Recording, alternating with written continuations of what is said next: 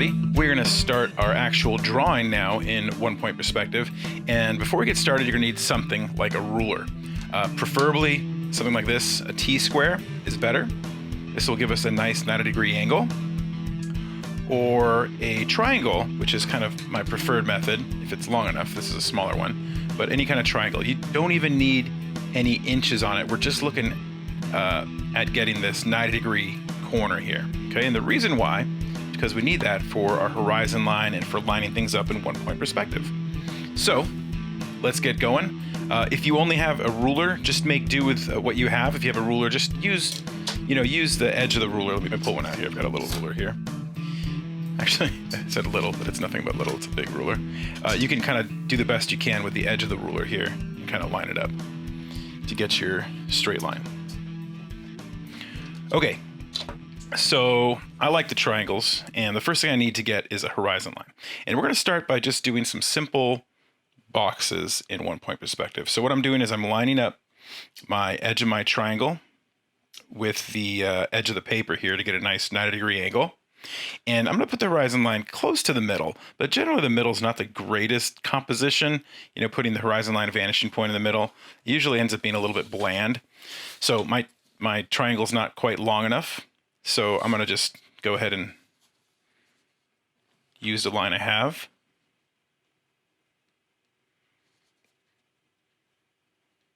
And if I want to be more careful, I can even do this. That way I can line up my left side here with the edge of the paper. Now, most of the time your horizon line is lined up with your frame, and our frame being the edge of our paper. But not always true. You can have horizon lines. You could be looking at it at an angle. You can do all sorts of things. Okay, so we just stuck a horizon line down here. Not too worried about composition again yet, because we're just doing some simple boxes to get perspective get our basics down on perspective, on 1-point perspective. So let's stick a vanishing point in here. So we could put one in the middle again to give us the most, I guess, even spacing, but I want to put it to the side just a little bit, just to give ourselves a little bit of a better composition than sticking everything right in the middle. Okay, got a horizon line, got a vanishing point. I'm using my blue pencil because these lines might not be there in the end. I might have a structure in front of it or a box in front of it, and all sorts of things might happen. So keep it light. If you don't have a blue pencil, just keep it on the lighter end. Okay, so let's make a box. And again, this box, we build everything out of shapes. So when we're doing backgrounds, we're going to be using mostly boxes, some cylinders, maybe even some spheres and stuff like that. But a lot of the structures that are man-made that we'd be drawing would start off in boxes. So the first thing to do is let's just go ahead and get some sort of square or rectangle. And let's go ahead and just to stay away from the horizon line for now. Actually, we'll keep it on the horizon line just to keep it simple. So let's go ahead and make a box somewhere over here. Okay, nice and easy. So what I want to do now is to get this, to make sure I've got it at a 90-degree angle, I'm going to use my ruler, or my triangle, and I'm going to line it up with the horizon line, and I'm going to make a line.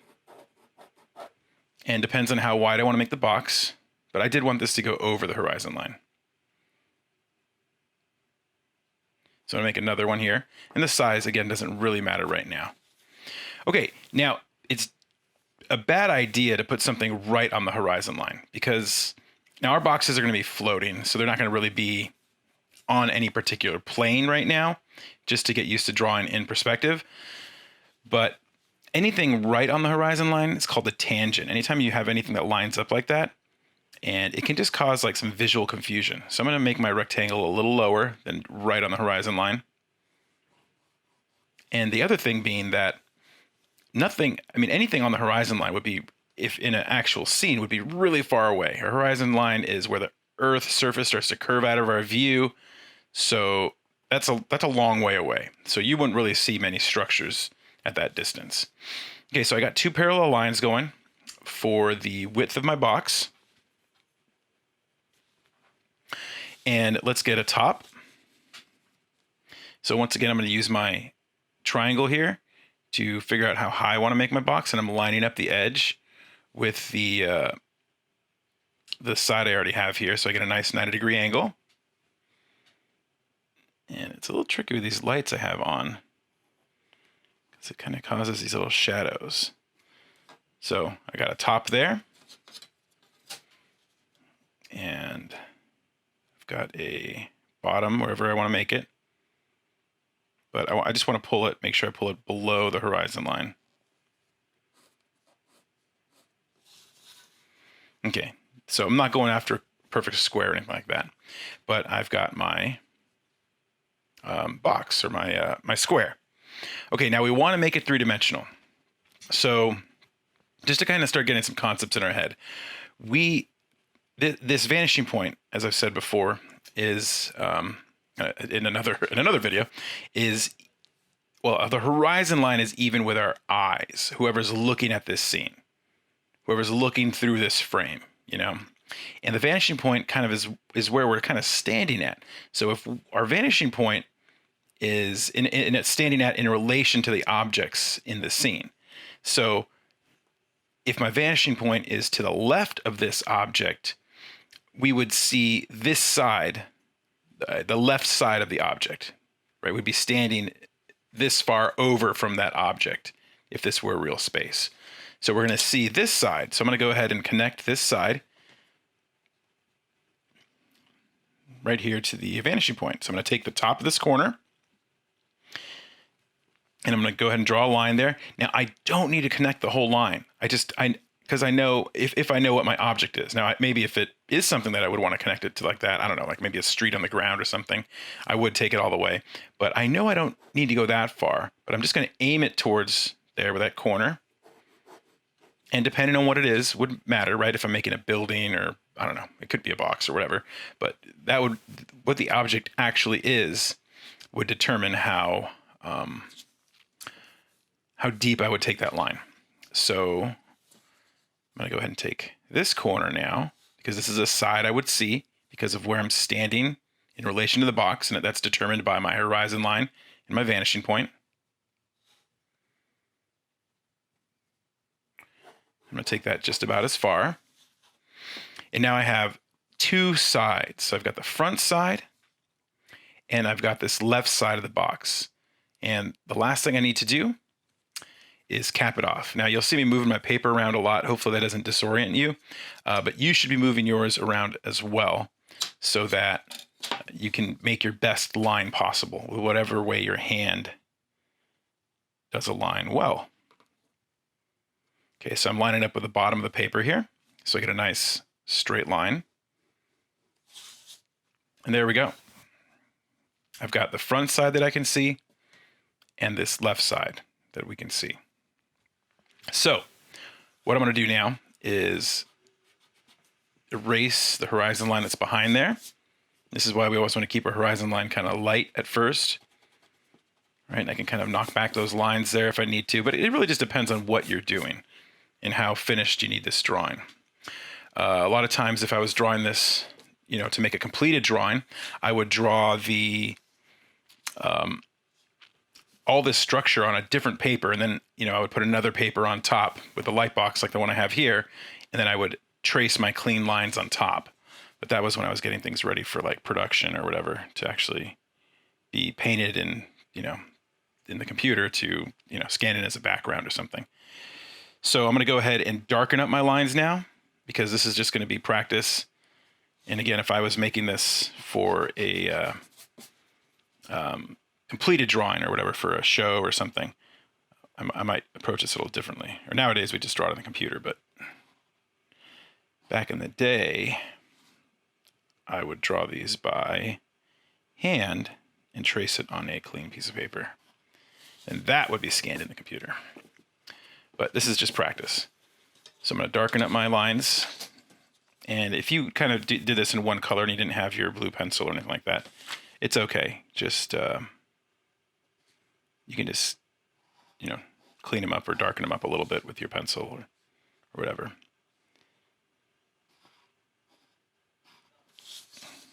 Okay. Now, notice the horizon line is in the middle of the box, for any lack of a better way to put it. that means our position as the viewer looking into this scene in this frame, their eyes are somewhere below the top of, well, exactly, I know exactly where they are, but they're below the top of the box and above the bottom of the box. That's why we can't see the top or bottom, right? And this is, quite often the case when we're looking at buildings or whatever. We're normally obviously not underneath the building. That's pretty hard to get. And we're usually not taller than a building, so we usually just see two sides. And again, that's determined by the horizon line and the vanishing point. The horizon line is our level, so our eyes, or the viewer's eyes, are this level at that box. That's the exact level they are. And if we're looking at this corner, it'd be that high. It's even with horizon line, okay, in relation to the box. This much of the box would be above our eyes, and this much would be below it if we moved our camera or our eyes, or however you want to think about it, right up to this box. But the position is over here by the vanishing point. Okay, so there's one box down. Hey, we did. If you did that, you got a box in perspective. So I'm going to go ahead and give myself a little source of light. Okay, and this is just a symbol to kind of demonstrate where the light's coming from. And we're going to make it coming. Let's go. Let me see if I can fix my drawing real quick. We're going to make it coming towards the camera. I don't know if I indicated that very well or not. So this side would be lighter, getting a little more direct light, but it's coming from the right side over here, meaning this side would get a little bit of shadow. So just to help our drawings look a little more three-dimensional, I'm going to go ahead and give them a little bit of value. Not a ton. I'm not really super concerned about it, but I just want to help define this shape a little bit. So I'm not being too precise or anything. I'm just going to kind of scribble in, hatch more, not really scribble. Hatch some lines, give my box a side there, just so we can read it better, okay? One box down, let's keep going. And we're gonna go a little faster now that we did that one, but we're gonna move this box. We'll try this one below the horizon line. So let's go ahead and draw our square. And I'm gonna put it over here where we have a lot of room here. So I'm gonna line up my 90-degree angle. Now this box is gonna be a little different because of its position in relation to our eyes or the horizon line of vanishing point. So I made two sides parallel, right? So, and this is, in perspective, this is the way we want to think about everything, especially when you're just learning your main structures. You want to think of everything as either being perpendicular, right, at a 90-degree angle from the horizon line, or parallel to the horizon line. So these are going to be my parallel lines now to the horizon line to make my square or rectangle. Again, I'm lining it up with the nice little straight edge I have there. Same thing down here.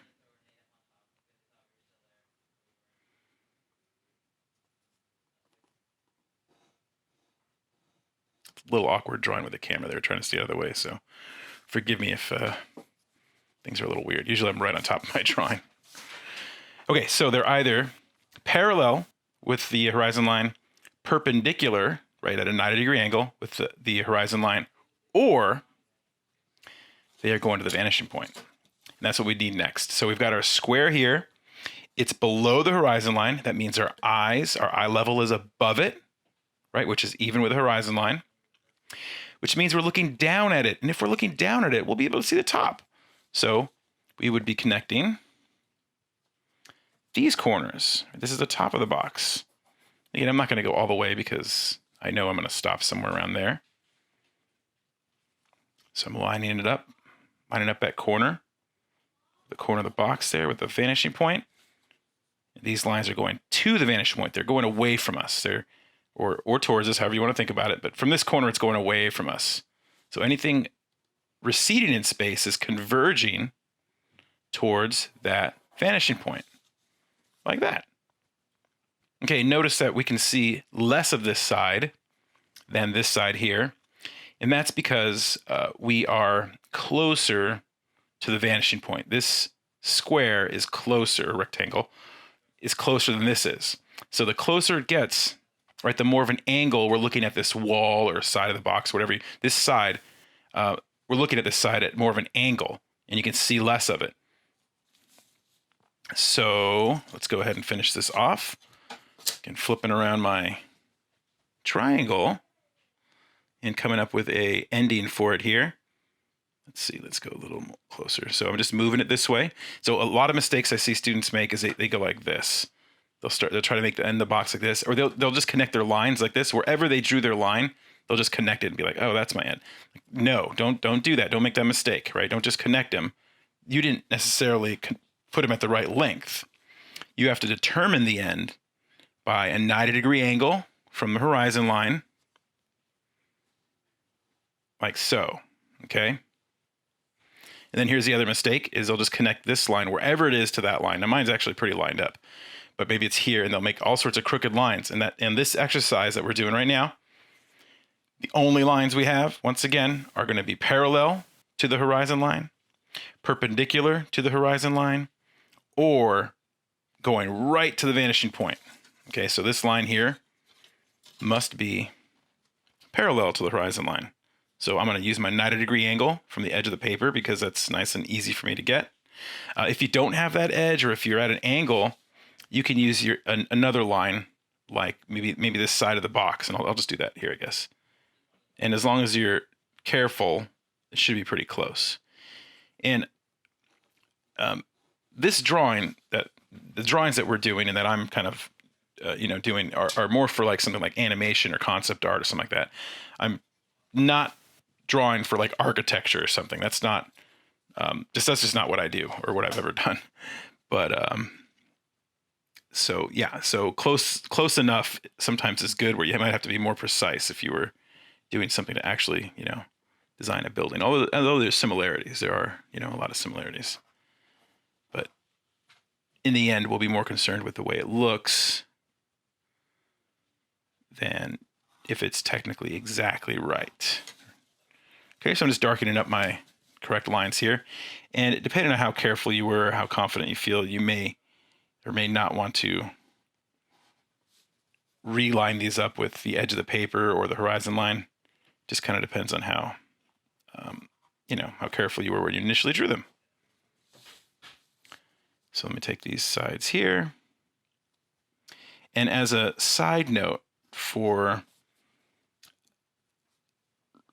cleaning up your lines, especially if you're using two pencils. Now the two pencils might not be so necessary now, but when we start doing more complicated backgrounds, this is the method I'm going to use, and they will come in very handy. Okay, but as I was saying, what was I saying? I was saying something about the two pencils.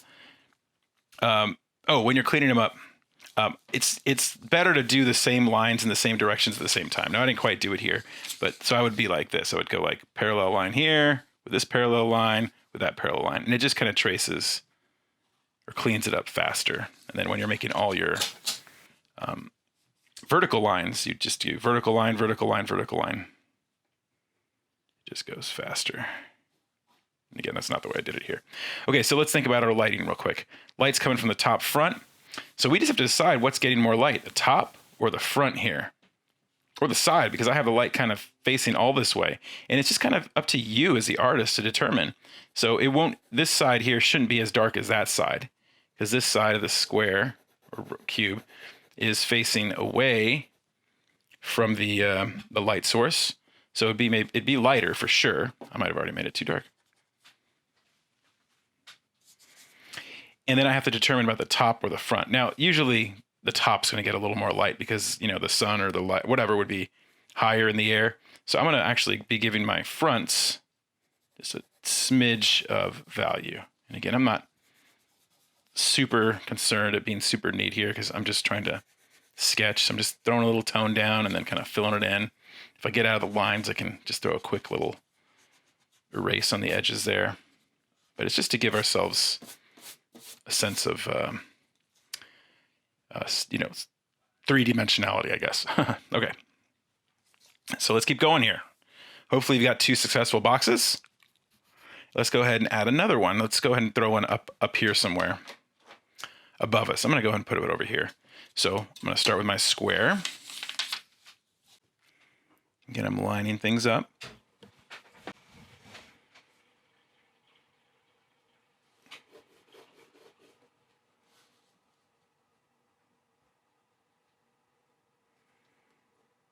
We can make it long. Let's go ahead and make this one longer.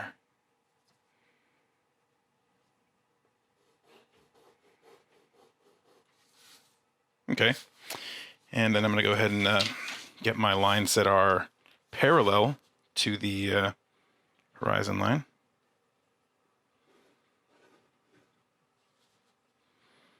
And I always call this little exercise floating boxes because they're just kind of floating in space, not doing anything in particular, but practice just getting our basics in 1-point perspective. Okay, so there's going to be my rectangle shape.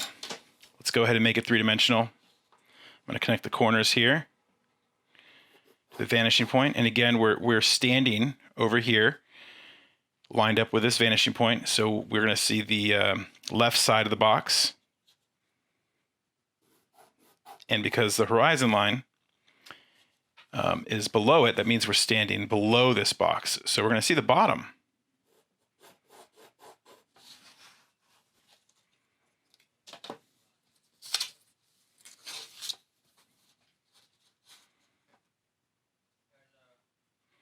So you just have to decide on a length here.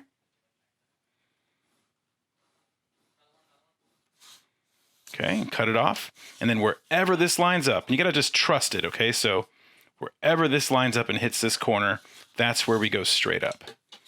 And this is something I do see students get wrong once in a while, is they don't really trust the rules here. And you got to trust the rules in perspective. So yeah, it's different than just kind of free drawing because or I don't know how it free drawing, doodling or something like that, because you're actually trying to represent, space in real life to some degree. So here you go. I'm going to do all these ones at the same time. So you got to play by the rules of reality, I guess. And you got to trust those rules sometimes. Now, there is room for creativity and everything in your composition and what you're drawing and everything. So there's a lot of room for that. But there are certain rules that you need to, if you're trying to draw one point perspective, or any perspective for that matter, that you have to kind of adhere to, because there are rules in reality that reality adheres to. So yeah, you got to just trust it here. You got to just trust it. And and I keep mentioning this because I do see this happen a lot, is they don't trust the rules and people start trying to connect lines. I want to say arbitrarily, but I'm sure there's a reason. Like they do this length here, so they'll just draw a line and connect those lines, somehow thinking that's the right way to do it. And it's not. You got to play by those rules. So wherever they cross, that's where you're going to go from there.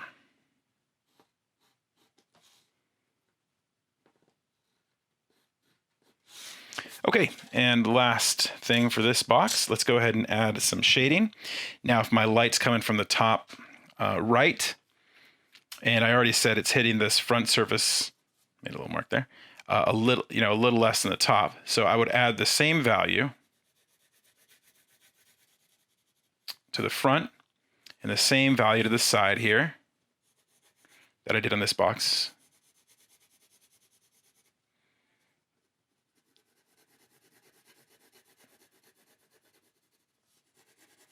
And then I have to decide what's going on with my bottom value.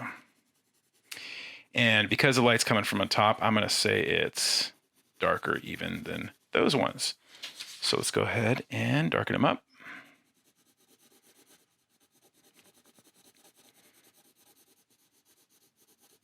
And another little side note is, if you can, you want to think about composing your drawings in terms of value, right? That's the lightness or darkness of a color, or of a color, or just by itself. It could be just black and white. But you want to think in terms of dark, medium, light, if you can. Like, forget the little shades in between, at least for the initial kind of composition, just thinking dark, medium, and light. So I got my dark, I got my medium, I got my light tone there. Then I have my pure white tone there. So I don't want to make this dark too close to this one, or it's just going to look, it's not going to communicate the difference. It's all about communicating. I want to communicate bottom, side, and front. Okay, well, that's going to be our start for our first little run in perspective. We're going to keep going and add to this. So the next one, we'll probably do some see-through boxes. Okay, hope you guys learned something. Hope you guys got some out of it, and I'll see you on the next video.